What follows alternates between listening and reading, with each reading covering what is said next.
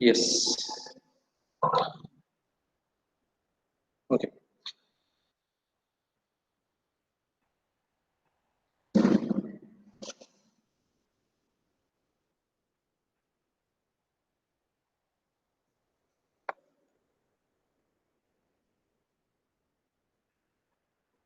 Okay.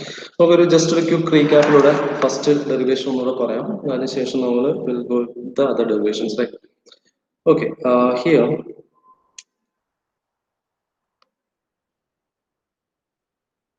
Okay. So here we were looking into the topic that strain energy in terms of the topic strain energy in terms of load, geometry,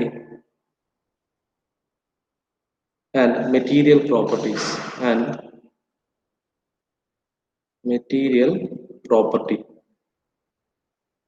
Load, geometry, and material property. Okay.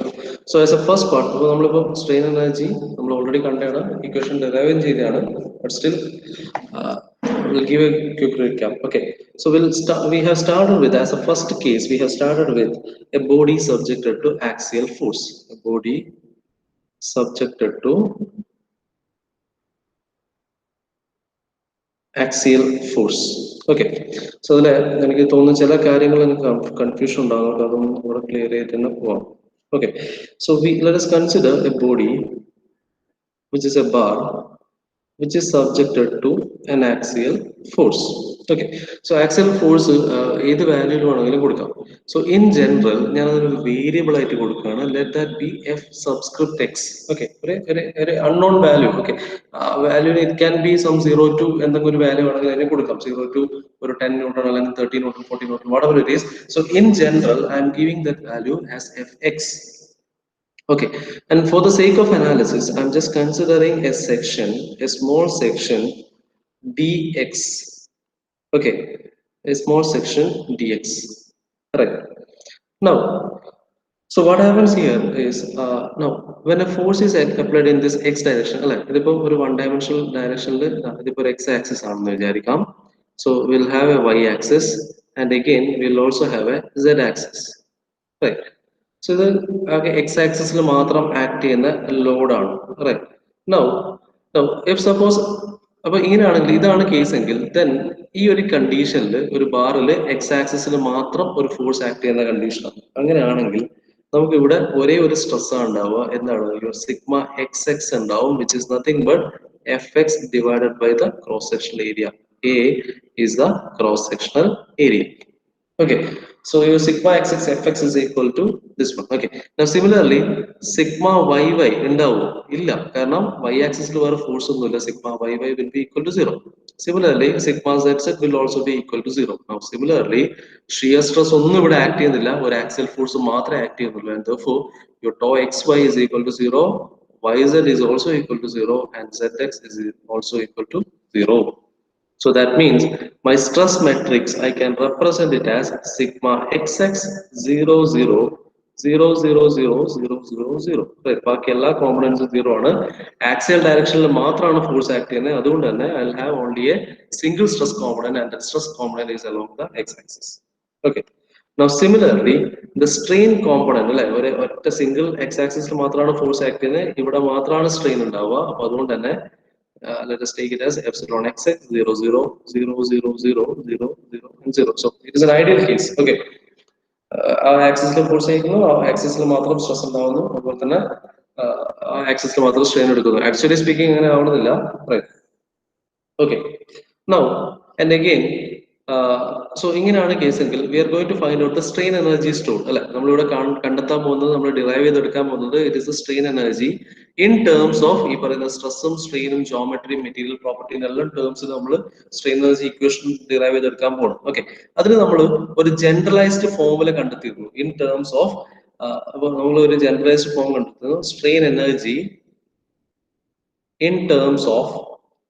in terms of strain energy density നമ്മൾ represent ചെയ്തിട്ടുണ്ടായിരുന്നു. Strain energy density. Okay, എന്തുകൊണ്ടാണ് ഈ ഒരു form എടുക്കുന്നത് വെച്ചാൽ നമുക്ക് വേണ്ടത് in terms of load geometry ഒക്കെയാണ്. ആ ഒരു ഫോമിലേക്ക് എത്തിക്കാൻ വേണ്ടിയിട്ടാണ് നമ്മൾ യൂസ് ചെയ്യുന്നത്. Okay, Therefore, your strain energy U is actually equal to triple integral, right? Triple integral, or as per the equation, over lengthy equation, your strain energy equation. This one, in terms of strain energy density,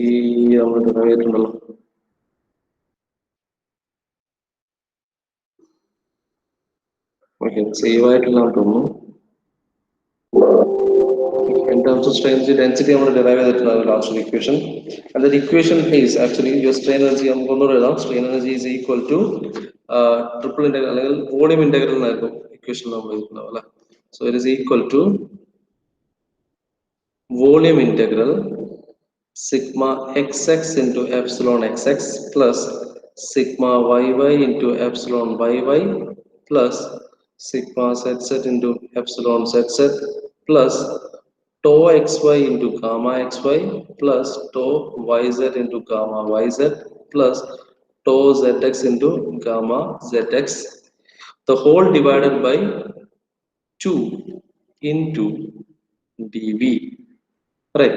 Now, നമുക്ക് ഈ ഒരു particular കേസിലേക്ക് നോക്കാം. ഇവിടെ നമ്മൾ നോക്കിക്കഴിഞ്ഞാൽ sigma y 0 ആണ്, sigma z 0 ആണ്, tau x y tau y 0 tau z x എല്ലാം 0 ആണ്. സിമിലർലി ഗാമ x y 0 ആണ്, epsilon x x epsilon y y എല്ലാം 0 ആണ്. So that means this equation will boil down to therefore substituting the conditions, substituting the values. So after substituting the values, and your strain energy is equal to volume integral sigma xx into epsilon xx, ബാക്കി terms ഒക്കെ പോയി into divided by 2 into dv എന്ന് കിട്ടും. Right. ഇതിനെ നമ്മൾ ഒന്നുകൂടെ expand ചെയ്യാണ്. So ഇതിനെ വോളിയം ഇന്റഗ്രൽ എന്ന് പറയുമ്പോൾ തന്നെ ഇത് നമുക്ക് ട്രിപ്പിൾ ഇന്റഗ്രൽ ആക്കാം. So triple integral of F sigma X X into epsilon X X divided by 2 വോളിയത്തിന് into D A into D X എന്ന് ഞാൻ എഴുതും. Area into height, right, is the volume, right. Or I can rearrange it as double integral dA into integral sigma xx നെ എനിക്ക് in terms of force represent ചെയ്യാം അല്ലെ. കാരണം എന്റെ ഇവിടുത്തെ വേരിയബിൾ എന്ന് പറയുന്നത് ഫോഴ്സ് ആണ്, റൈറ്റ്. ഓൺലി വേരിയബിൾ, കാരണം ഇവിടെ ഫോഴ്സിന്റെ വാല്യൂ ആണ് എന്ത് വേണമെങ്കിലും കൊടുക്കാൻ പറ്റുന്നത്, റൈറ്റ്. സോ അതുകൊണ്ട് തന്നെ so it is fx divided by a will give me the stress at that x position അല്ലെ. Into strain എനിക്ക് എന്താ പറയാം, stress divided by നമ്മൾ ഓൾറെഡി നല്ല എഴുതുന്നത് f by a into e into dx എന്ന് റെപ്രസെന്റ് ചെയ്യാം. Okay, so double integral a will give me my area into integral fx square divided by a square e into dx. ഒരു 2 ഉണ്ട്, divided by into 2, right, right. So it is a by 2. Okay, or my strain energy u is equal to 1 by 2 into integral fx square dx divided by a into e എന്ന് കിട്ടും. Okay, അപ്പൊ ഇതാണ് in terms of force in the variable formula എനിക്ക് ഇവിടെ കിട്ടുന്ന strain energy equation. Okay, and here your fx is actually the force applied അല്ലെ. fx ആണ് ഇവിടെ അപ്ലൈ ചെയ്യുന്ന ഫോഴ്സ്, അപ്ലൈഡ് ഫോഴ്സ്. a എന്ന് പറയുന്ന ക്രോസ് സെക്ഷണൽ ഏരിയ ആണ്. So that means geometry ആയി, the geometry factor നമ്മൾ കൺസിഡർ ചെയ്തു. Again third one material property ആണ്. So first load as force ഉണ്ട്, അതേപോലെ third material property as Young's modulus ഉള്ളതുകൊണ്ട് മെറ്റീരിയൽ പ്രോപ്പർട്ടിയും ഡിഫൈൻ ചെയ്തു, റൈറ്റ്.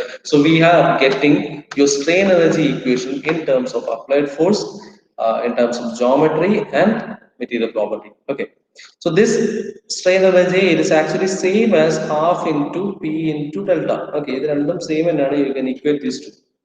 Okay, so നമ്മൾ ആക്ച്വലി നമ്മൾ പ്രോബ്ലം സോൾവ് ചെയ്യുമ്പോൾ ഈ രണ്ട് ഇക്വേഷൻ ബേസ് ചെയ്തിട്ടാണ് പ്രോബ്ലം ചെയ്യുന്നത്. Okay, the same ക്ലിയർ ആവും, right. So this was the first condition, first case. Okay, first derivation ആണ്, നമുക്ക് സ്ക്രീൻഷോട്ട് എടുക്കാം, right.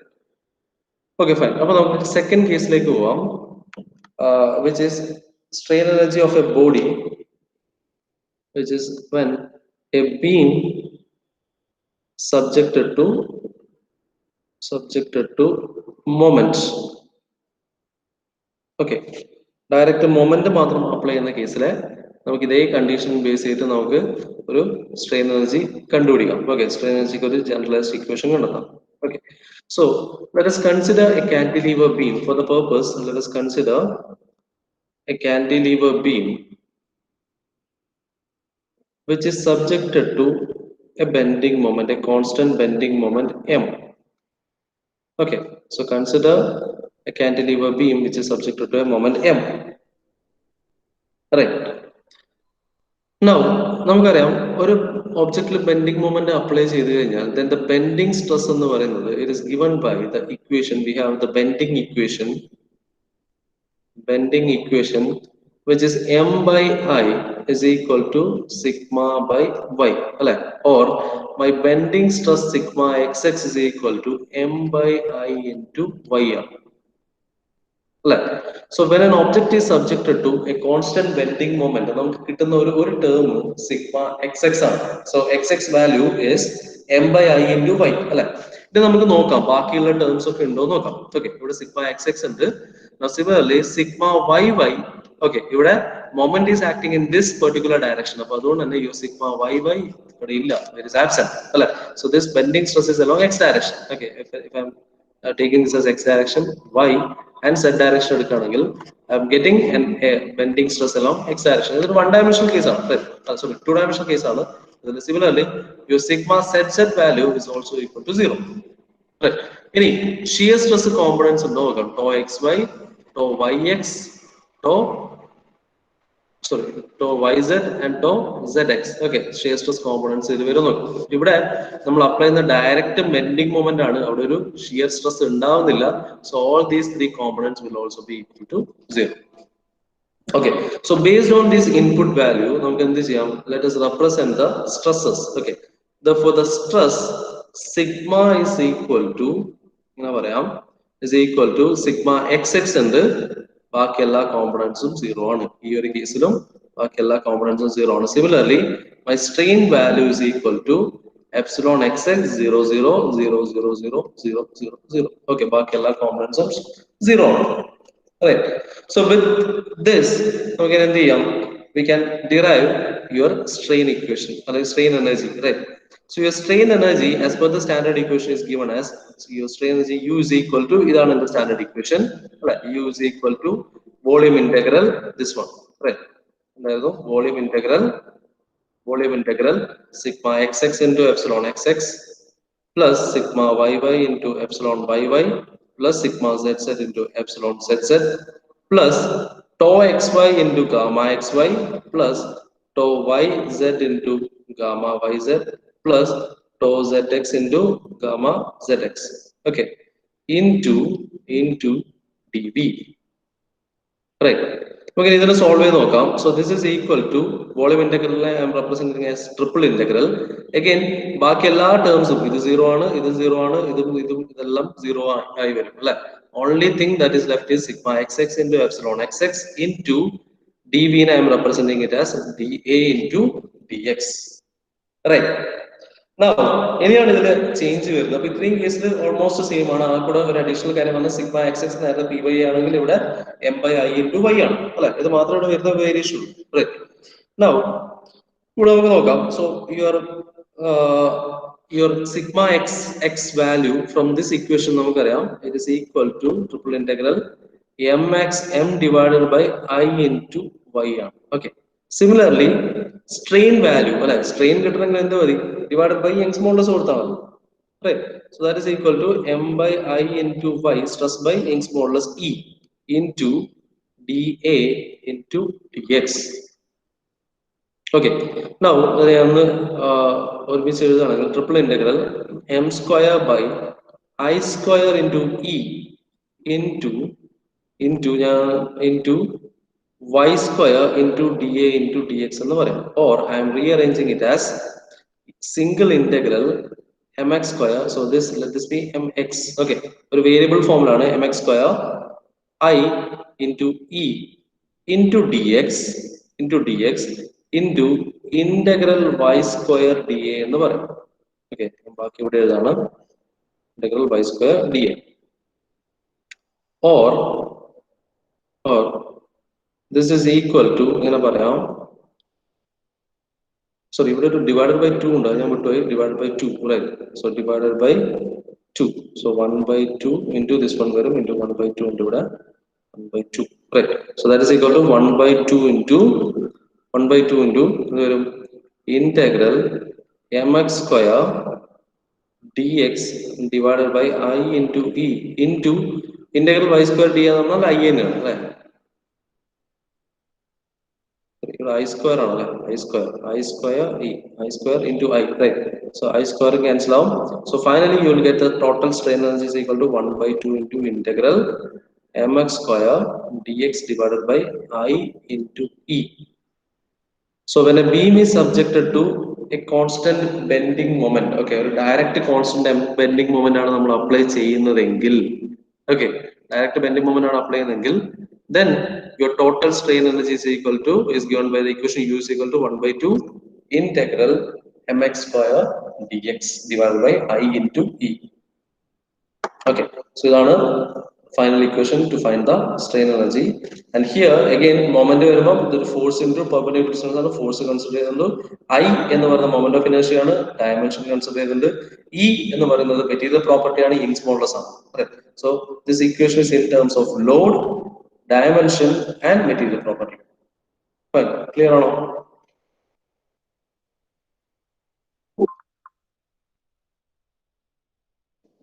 ഇതിലുള്ള കാര്യങ്ങൾ ക്ലിയർ ആണോ guys?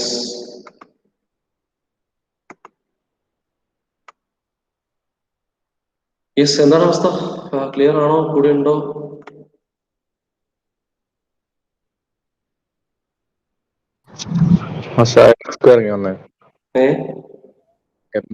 സ്ക്വയറിലെ ആ അതെങ്ങനെയാ? അവിടെ 2 m വരുന്നില്ലേ? ഇവിടെ നോക്കിയാല് സിഗ്മ എക്സിന് എന്താണ്? Sigma X is equal to, ഇവിടെ പറയാം, സിഗ്മ എക്സ് എന്ന് പറയുന്നത് എന്താ? M by I into Y ആണ് അല്ലെ? സിമിലർലി സ്ട്രെയിൻ എന്തായിരിക്കും? സ്ട്രെസ് ബൈ യങ്സ് മോഡുലസ് ആണ്. അപ്പൊ അതുകൊണ്ട് തന്നെ എന്തായി? M by I into Y divided by Young's modulus ആണ് അല്ലെ? അപ്പൊ സ്ട്രെയിനിന്റെ ടേം ഞാൻ ഇവിടെ സബ്സ്റ്റിറ്റ്യൂട്ട് ചെയ്തു. ഇത് സ്ട്രെയിനിന്റെ ടേം ആണ്. റൈറ്റ്. ഇവിടെ 2 m വന്നു, M square divided by I square, right, into Y square. Young's modulus ഒന്ന് മാത്രമേ ഉള്ളൂ, Young's modulus E into Y square D A. അത് ഞാൻ ഒന്ന് റീഅറേഞ്ച് ചെയ്തു. എനിക്ക് ഫൈനൽ കിട്ടുന്ന ഫോമിലേക്ക് വേണ്ടിയിട്ട് ഞാൻ റീഅറേഞ്ച് ചെയ്തു. അപ്പോൾ ഇത് കട്ടായി finally M X square divide by I into E into X എന്ന് കിട്ടും. ക്ലിയർ ആയോ? ഓക്കെ ആണോ?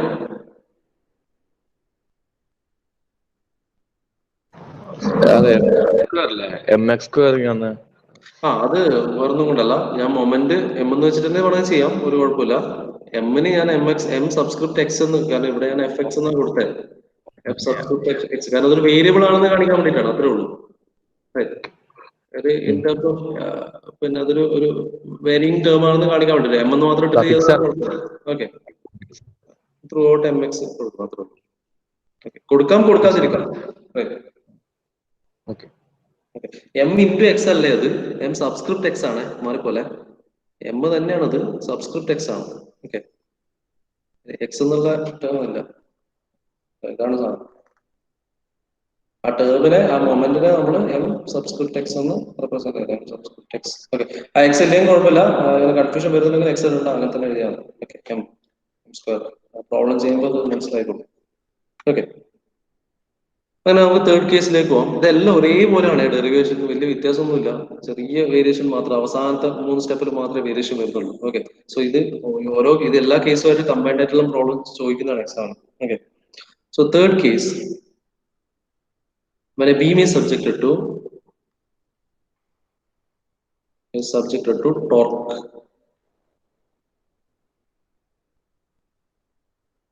torque. Okay, so that is the last case, when a shaft or a beam is subjected to a torque. Okay, so let us consider a shaft. Let us consider a shaft which is subjected to a shaft. Okay, which is subjected to a torque T. Okay, which is subjected to a torque T. Okay, അപ്പോൾ ഞാൻ പണ്ടേ പറഞ്ഞു, നമ്മൾ second module അല്ല third module എടുക്കുന്ന സമയത്ത് തന്നെ പറഞ്ഞിട്ട്, if at all shaft is subjected to torque T, നമ്മൾ മനസ്സിൽ ആദ്യം വരുന്ന ഇക്വേഷൻ എന്ന് പറയുന്നത് ഇതാണ്: T by J is equal to tau by R is equal to G theta by L. Okay, small letter R കൊടുക്കാം. Okay, where T is the torque, J is the polar moment of inertia, tau is the shear stress, R is the radius and radius of the beam, and G is the rigidity modulus, theta is the deformation, angular deformation, and L is the length of the beam. Okay, and L is the length of the beam. Right, that's our basic torsion equation. Right. Now, so from here, നമുക്ക് ഇവിടെ കണ്ടെത്തേണ്ട case എന്ന് പറഞ്ഞാൽ when a torque is applied, the beam will be subjected to. So when നമ്മളൊരു ബീമില് when a torque is applied, എന്ത് സംഭവിക്കുന്നു? The shear stress is generated. അല്ലെ? Shear stress is generated in the beam. Correct. And that shear stress is given by the equation. That shear stress tau xy എന്ന് കൊടുക്കാം is given by the equation and the T by J into R. The torque is shear stress is given by T by J into R. Right. Similarly, ഇതേ കേസിന്റെ shear strain കാണണമെങ്കിൽ, okay. Similarly, ഇതേ കേസിന്റെ shear strain is epsilon xy ആണ്. Okay, epsilon xy അല്ലെങ്കിൽ gamma xy by 2. Shear strain epsilon xy or gamma xy by 2. കാണണമെങ്കിൽ എന്ത് വേണം? Just divide tau xy divided by rigidity modulus. Okay, or that is equal to T by J into R divided by G. Will give you the shear strain. Okay. So with this basic understanding, നമുക്ക് ഇതിലേക്ക് പോവാം. നമുക്ക് സ്ട്രെസ്സിന്റെ ഇക്വേഷനിലേക്ക്, stress മെട്രിക്സിലേക്ക് പോവാം. Okay. ഇനി ഇവിടെ വരുന്ന ഒരു ഡിഫറൻസ് എന്താ വെച്ചാൽ നമുക്കിവിടെ ബാക്കിയുള്ള കോമ്പണൻസ് എന്തൊക്കെയായിരിക്കും? നമുക്ക് ഇതിന്റെ ഓരോ കോമ്പണൻസ് നോക്കാം. Sigma X X. ഓക്കെ. ഇവിടെ ആക്ട് ചെയ്യുന്ന ടോർക്കാണ്, ഇവിടെ ജനറേറ്റ് ചെയ്യുന്ന ഷിയർ സ്ട്രെസ് ആണ്. So sigma X X will be equal to 0. Again sigma Y Y again act ചെയ്യുന്നത് ടോർക്കാണ്, നോർമൽ സ്ട്രെസ് കോമ്പണന്റ് ഉണ്ടാവില്ല, that will be equal to 0. Okay. And tau X Y, yes ഉണ്ട്. Tau yz. For example, if I am considering this as x-axis and y-axis, this y-axis ആണെങ്കിൽ outward z-axis ആണെങ്കിൽ my tau yz will be equal to 0. കാരണം അവിടെ ഒരു shear stress generate ചെയ്യുന്നില്ല, ഒറ്റ പ്ലെയിനിലാണ് generate ചെയ്യുന്നത്. Okay, ഇത് 2-dimensional കേസ് ആയിട്ട് ചെയ്യാം. Okay, and again zx will also be equal to 0, and again sigma zz is also equal to 0. Z-axisലും ഒരു normal stress ഇല്ല. Okay, so that means എന്റെ ഇവിടുത്തെ representation, your stress representation will be something like this: 0, tau xy, tau yx, 0, 0, 0, 0, 0, 0. Similarly, strain matrix will be something like this: 0, gamma xy by 2, gamma xy yx by 2, 0, 0, 0, 0, 0, 0. So this is your strain matrix. Fine. So with this basic understanding, now we go on. So let us try to find out the total strain energy U. Okay, total strain is given by volume integral sigma xx into epsilon xx plus sigma yy sigma xx into epsilon xx plus basic equation like same strain equation plus sigma yy into epsilon yy plus sigma zz into epsilon zz plus tau xy into gamma xy by 2 plus tau yz into gamma yz by 2 plus gamma xy gamma yz and tau zx into gamma zx, right?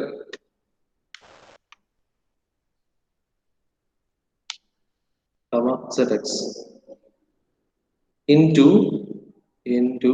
volume dv, right? So this is equal to anything in represent, so that is equal to triple integral. നോക്കാം sigma x epsilon x 0 ആണ്, ഇത് രണ്ടും 0 ആണ്, ഇതും 0 ആണ്, ഇത് മാത്രമേ ഉള്ളൂ, ബാക്കി എല്ലാ ടേമും 0 ആണ്. So your equation becomes tau xy into gamma xy gamma xy into dv. So that is dA into dx.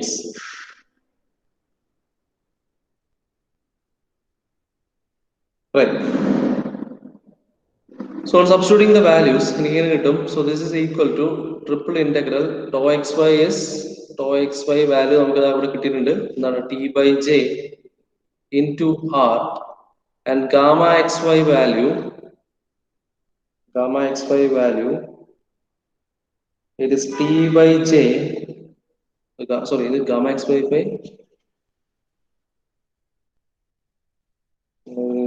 mistake advanced equation.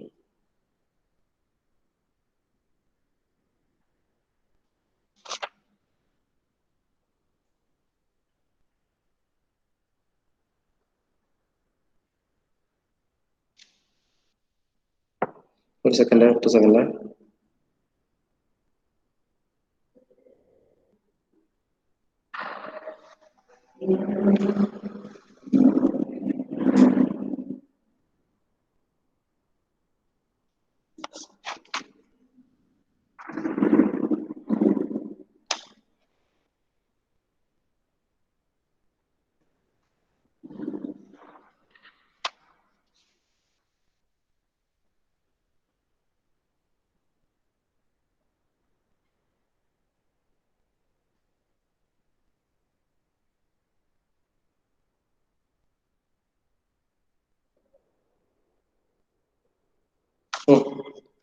Confusion വേണ്ട, ഞാനത് എഴുതിയതിന്റെ ഒരു പ്രശ്നമാണ്. Into gamma X Y by two ആ ടേം തന്നെ എടുക്കണ്ടേ, divide by gamma Y Z by two gamma Z X by to.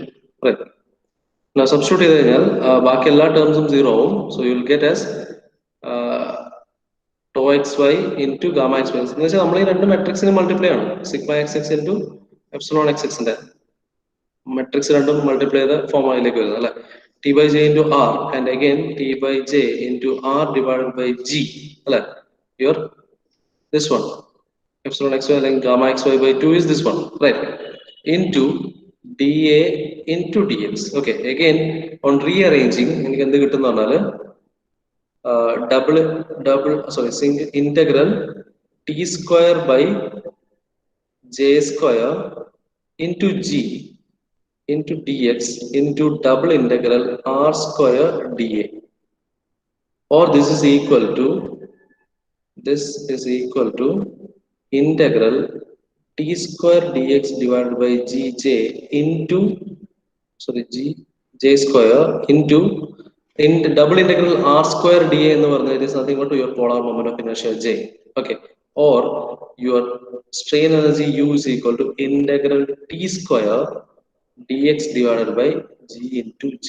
So this is the final equation for strain energy. It is a final strain energy equation for this one. Beam subjected to torque. Okay.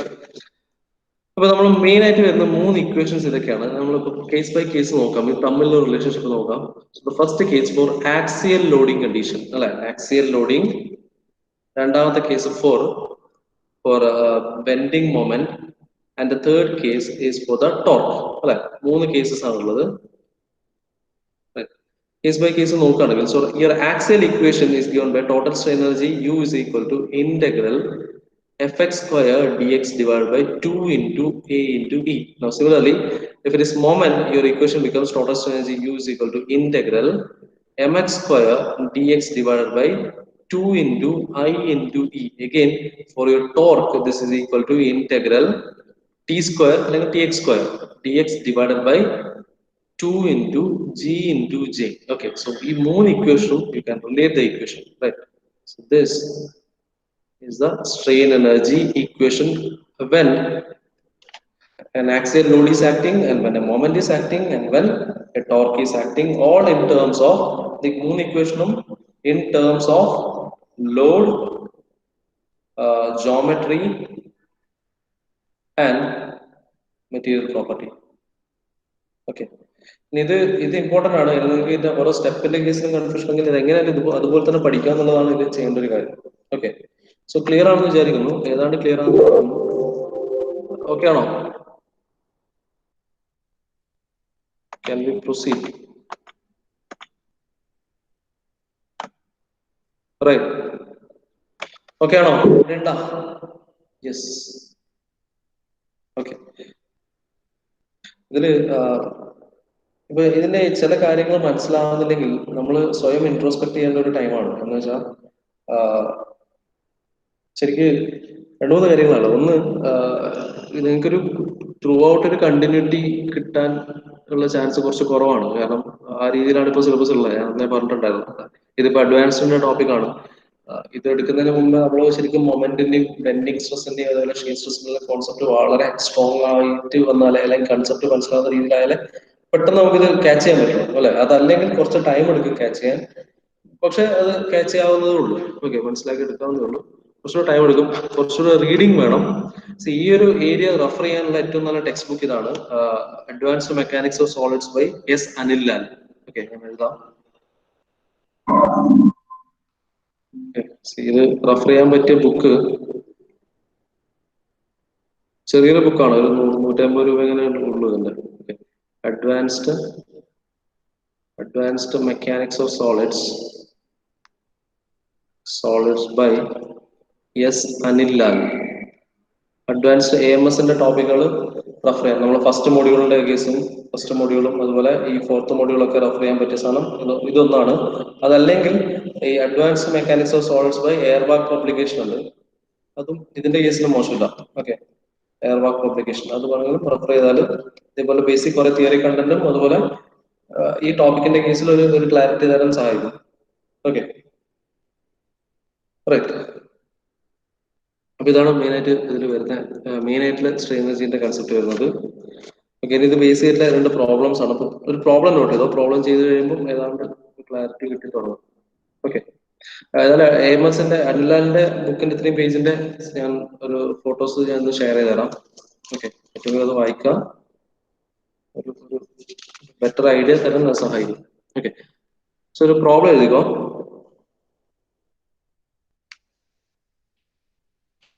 Find the deflection at the point of application of load.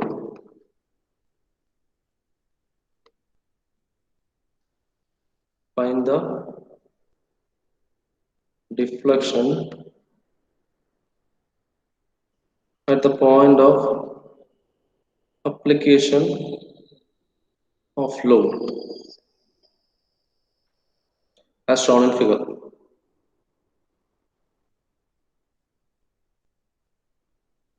So cantilever beam with the load acting P with the length B L. Okay, so നമ്മൾ കാണേണ്ടത് N പോയിന്റിലെ deflection ആണ്. Okay, ഇതിന്റെ deflection using ഈ strain energy method. നമ്മൾ ഇതുവരെ പഠിച്ച strain energy method use ചെയ്ത് find the deflection at this tip. Okay, at the point of application of load. ഇത്ര ക്വസ്റ്റ്യൻ ടൈമായി പ്രോബ്ലം തീർക്കാം. ഓക്കെ,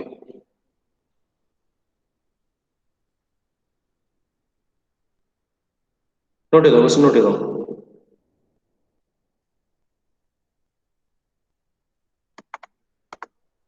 അല്ലേ, cantilever with a load at the ends. Okay, important ആണ് ഇതൊക്കെ. ഓക്കെ, ഇനി ഒരു കാര്യം അറിയാണ്ട് നമുക്ക് പിന്നെ എത്ര മണിക്ക് വെക്കണം ടെസ്റ്റ്? ടൈം പറഞ്ഞു. Bending stresses and shear stresses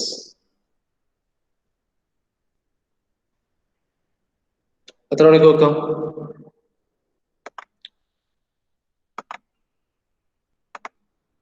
3 to 4 ഉണ്ടാവുള്ളൂ.